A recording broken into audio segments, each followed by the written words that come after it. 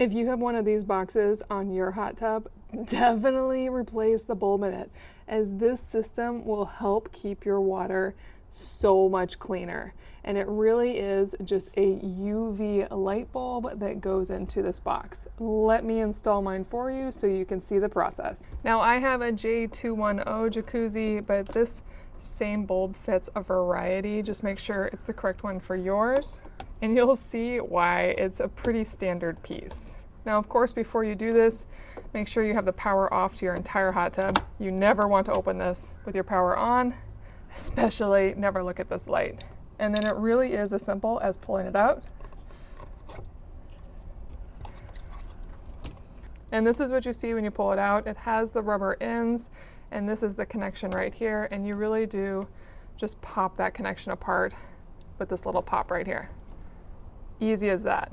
Now it's key to not touch the bulb itself, and it comes with all the components I need. So first thing I'll do is plug it back in, and you can see only one side has a little notch on the top that connects with that little notch right there. So really simple to know you got it in right. And then like I said, I don't want to touch the bulb itself, so I'm being pretty careful here. So now it's ready to go, and you really do just stick it right in there.